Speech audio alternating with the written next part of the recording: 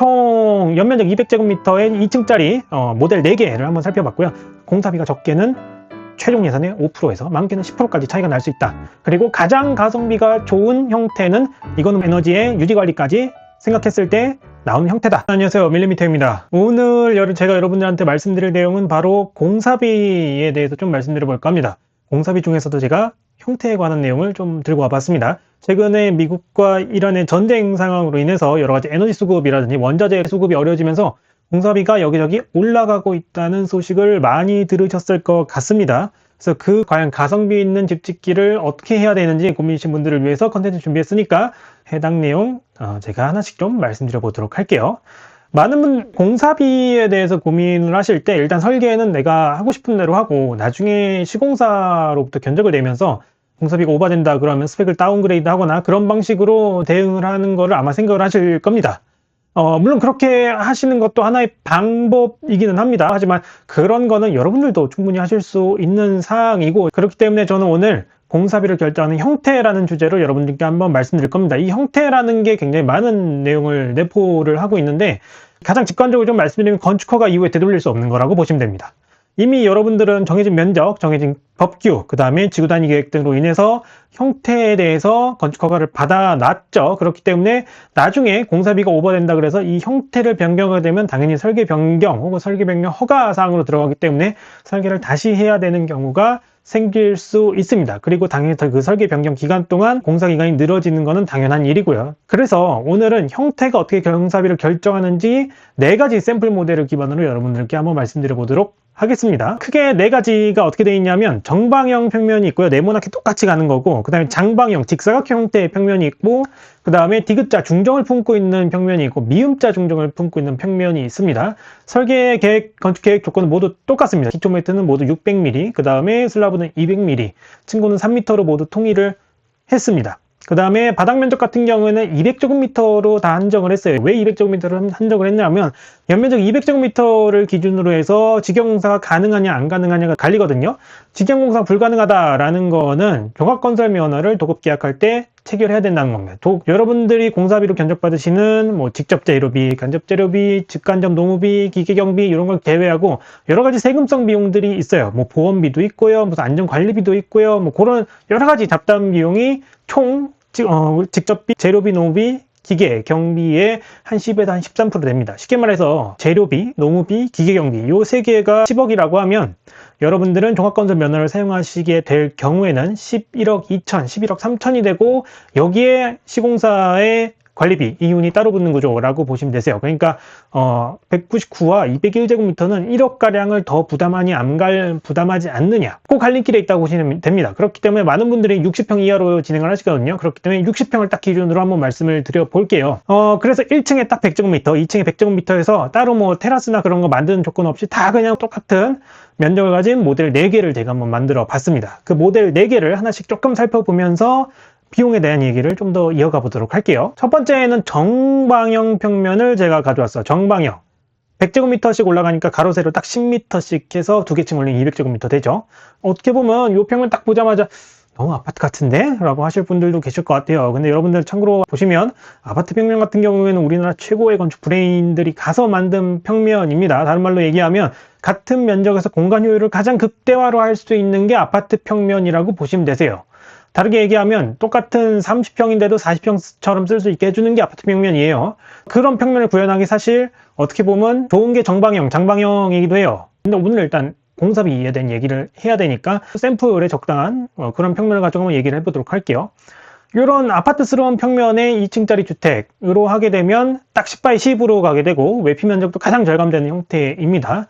요거 다음에 이제 넘어가면 장방형 평면이 나오는데 이건 직사각형 형태예요. 12.5에 8m 정도의 평면으로 만들었고, 당연히 이게 직관적으로 보시기에는 남양빛을 훨씬 더 많이 받는 구조로 되어 있기 때문에 일사량 취득이 훨씬 더 유리한 면이 있습니다. 하지만 당연히 장방형 평면에 비해서 외피의 면적은 좀 더 크죠. 12.5 곱하기 3, 그 다음에 8 곱하기 3, 바닥 면적 더한 거, 그 다음에 10x10의 3, 그 다음에 10x10의 3, 이렇게 이제 다 더한 외피의 면적은 당연히 장방형이 더 많을 수밖에 없습니다. 그 다음에 디귿자형 평면 한번 가보시면 여러분들 많은 로망 있죠. 중정이 있는 집을 구현하기에 어떻게 보면 가장 많이 나오는 주택의 유형 중에 하나라고 보셔도 크게 무리는 없습니다. 가운데 주로 이제 정원이 있고 거기에 나무 같은 거 하나 심어두고 큰 창을 통해서 실내에서 그 나무 조경 공간을 어느 곳에서나 다 손쉽게 바라볼 수 있게 만드는 그런 로망이 집 짓기에 많이들 말씀을 해 주시는데, 똑같이 100제곱미터임에도 불구하고 디귿자형 평면은 어쩔 수 없이 저 안쪽 공간까지 사람을 보내야 되기 때문에 앞에서 말씀드렸던 두 가지 정방형과 장방형보다 내부의 복도 면적이 더 길어질 수밖에 없는 태생적 한계를 가지고 있습니다. 다른 말로 얘기하면 앞선 두 모델 대비 디귿자형 중저형을 품는 순간부터 공간의 효율성은 조금 떨어진다고 보셔도 무방하지 않아요. 그리고 앞서 말씀드린 두 모델보다 당연히 외피의 면적은 더 많아지기 때문에 동일한 조건이라고 한다면 공사비는 더 늘어날 수밖에 없는 구조를 가지고 있습니다. 그 다음에 마지막에 보시면 미음자형 모델이라 볼 수 있습니다. 이 100제곱미터의 평면에서 미음자 중정을 가지려고 저도 이제 처음 이렇게 한번 계획을 잡아봤는데, 제가 샘플 도면을 만드는데 가장 적은 시간을 투자한 게 앞서 보여드린 두 모델이었고요. 가장 많은 시간을 투자할 수밖에 없었던 게 이 미음자형 모델입니다. 그만큼 미음자형 같은 경우는 저 안쪽 공간까지 보내려면 복도가 계속 만들어질 수밖에 없고, 그에 따라서 방은 좁아질 수밖에 없고, 그런 태생적 한계가 있기 때문에 같은 공간 대비 효율이 떨어질 수밖에 없어요. 그러니까 방들의 크기가 좀 작아질 수밖에 없고, 거실의 크기가 작아질 수밖에 없고, 그 작아진 크기의 대부분 다 복도로 치어낸다라고 보시면 됩니다.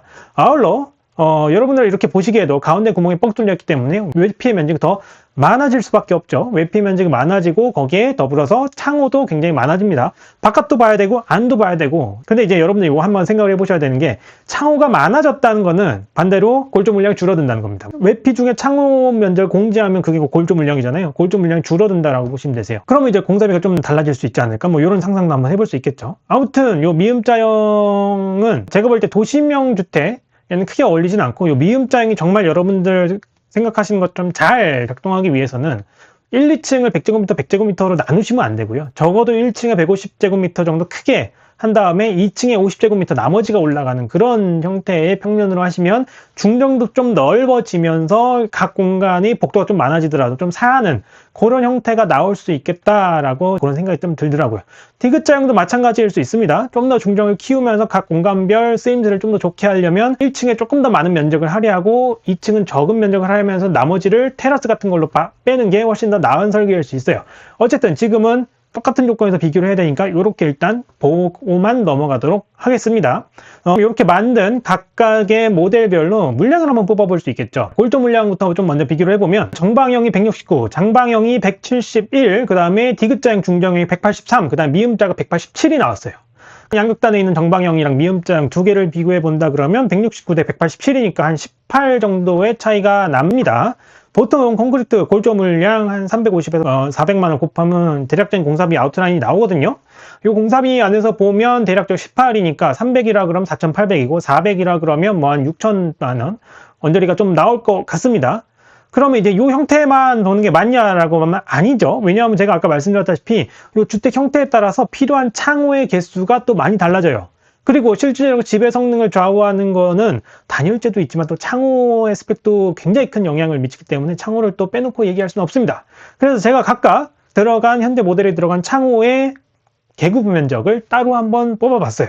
그래서 창호의 개구 면적을 한번 뽑아보니까 정방형은 56, 장방형 68, 디귿자형 74, 그 다음 미음자형 97이 나왔습니다. 확실히 앞선 정방형, 장방형 두 개보다 뒤에 중정을 품은 두 개 안이 개구 크기가 훨씬 더 많아진 걸 여러분들은 아실 수 있죠. 왜 그러냐면 중정이 들어서는 순간부터 안도 봐야 되고 바깥도 봐야 되기 때문에 자연스럽게 창호의 면적이 넓어질 수밖에 없어요. 이게 정방형 대비 미음장이 한 1.7배 정도 맞는 걸로 이렇게 계산이 되네요. 자, 그러면 제가 가장 최근에 견적받은 창호 데이터를 보니 독일제 시스템 창호 같은 경우에는 창호 1제곱미터당 대략적으로 한 80만원 정도, 한 80에서 90만원 정도 시스템 창호 가격이 형성되는 것을 알 수 있었습니다. 그러면 정방형 창호 같은 경우에는 대략 한 5천만원 정도 창호 견적이 예상이 되고요. 미음자형 같은 경우에는 대략적으로 한 8,500만원 정도 창호 값이 예상이 됩니다. 이 두 개만 봐도 벌써 3천만원 차이가 난다는 걸 아실 수 있는 거죠. 굉장히 어떻게 보면 전체 공사비 한 6, 7억 정도라고 하면 벌써 여기서 공사비가 한 5% 이상 차이가 나는 거를 여러분들 아실 수 있습니다. 그래서 통합적으로 이걸 한번 비교를 해보면요. 정방형 같은 경우에는 볼트 추정한 총공사비랑 그 다음에 여기에 창호값을 더한 걸로 보면 대략적으로 한 정방형 6억, 그 다음에 장방형이 한 6억 2천 정도 나오고, 디귿자형이 6억 6천 정도 나오고, 그 다음 미음자형은 7억이 넘어갑니다. 정방형 대비 미음자형의 견적은, 총 견적은 1억 정도 차이가 나는 거를 여러분들 보실 수 있습니다. 1억. 똑같은 200제곱미터인데, 정방형으로 했을 때랑 미음자 용량을 품었을 때랑 공사비가 1억 차이 난다는 거예요.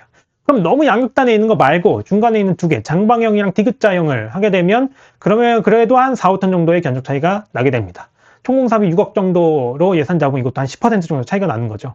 그러니까 대략적인 산수랑 나는 거예요. 그 정도 많게는 10% 정도의 견적 차이가 날 수 있다. 어떤 걸로 인해서? 형태로 인해서 말이죠. 그래서 제가 오늘 드리고 싶은 말은 여러분들이 가성비 집 짓기가 뭐냐고 저한테도 굉장히 많이 물어보세요. 가성비는 집 짓기에서 중정은 어떻게 보면 되게 사치입니다. 안타깝지만 사치예요. 어쩔 수 없이. 그렇기 때문에 중정은 여러분 이렇게 생각하시면 돼요. 장방형의 주택을 한다고 하더라도 충분히 외부 시설 같은 걸, 뭐 조경, 식재의 위치, 그다음에 외부 시설들의 위치, 주차장의 위치 이런 걸 통해서 충분히 중정 같은 느낌을 얼마든지 구현할 수 있는 방법은 차고도 넘칩니다. 그렇기 때문에 여러분들이 정말 이 건물 형태로 굳이 중정, 그 중정의 로망을 저도 알고 있거든요. 하지만 그거보다 조금 더 가성비, 뭐 4, 5천만 원 더 아껴서 내부 인테리어에 조금 더 투자할 수 있으면 4, 5천만 원은 굉장히 큰 돈이거든요. 뭐 예를 들어서 난 강마루보다 조금 더 이 사람 촉감에 더 와닿는 이 원목마루를 한번 써보고 싶어. 그 다음에 벽지도 난 정말 도장으로 해보고 싶어.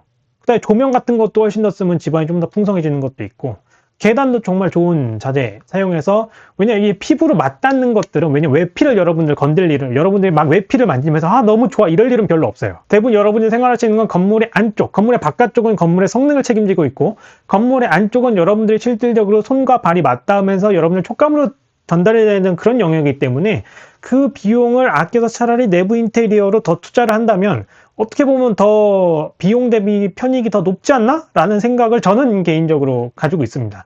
그렇기 때문에 저도 건축주분들한테 항상 가성비 있는 건축 형태, 가성비 있는 집 짓기로 하려면 장방형만한 답은 없다라고 말씀드려요. 아니 그러면 정방형이 너가 방금 알려준 데이터로는 더 나은데 왜 장방형을 추천해? 라고 하실 분들이 있을 텐데, 요거는 건물의 유지 운영 관련적인 측면에서도 보셔야 됩니다. 왜냐하면 분명 정방형이 장방형 대비 건축비만 보면 낮을 수 있지만 에너지 운영 비용 같은 걸로 따지고 보면 장방형이 더 낮습니다. 왜냐하면 우리나라 같은 경우에는 겨울이 더 혹독하고 긴 나라예요. 참고로 여러분, 냉방 에너지보다 난방 에너지가 더 비싸거든요. 왜냐하면 냉방은 끼케야 10도 내리면 돼요. 실내 25도로 내리는 수준인데 난방 에너지는 영하 10도를 영상 20도로 끌어올려야 됩니다. 30도가 차이가 나죠. 단순 산술로만 봐도 3배 차이가 난단 말이에요. 이 3배의 조건이 있기 때문에 겨울을 어떻게 더 현명하게 보내느냐, 건물의 에너지 운영적인 측면에서 훨씬 더 중요하고, 그런 측면에서 장방형이 정방형보다 일사에너지 취득, 즉 태양열을 더 많이 받을 수 있는 조건에 놓이기 때문에 훨씬 더 운영적인 측면에서 유리하다라고 말씀을 드리고 싶습니다. 그런 면에서 장방형이 가장 가성비 있는 집 짓기의 결론 보시면 될 것 같아요. 네, 그래서 오늘 정리를 하면 총 연면적 200제곱미터의 2층짜리 모델 4개를 한번 살펴봤고요. 똑같은 집 짓기라고 하더라도 그 결정하는 형태에 따라서 공사비가 적게는 최종 예산의 5%에서 많게는 10%까지 차이가 날 수 있다. 그리고 가장 가성비가 좋은 형태는 장방형이고, 이거는 모두 에너지의 유지관리까지 생각했을 때 나오는 형태다 라고 봐주시면 좋을 것 같습니다. 컨텐츠 내용이 좋으셨다면 좋아요, 구독이랑 알림 설정 부탁드리고요. 저는 다음에 더 좋은 컨텐츠로 여러분들 찾아뵙겠습니다. 안녕!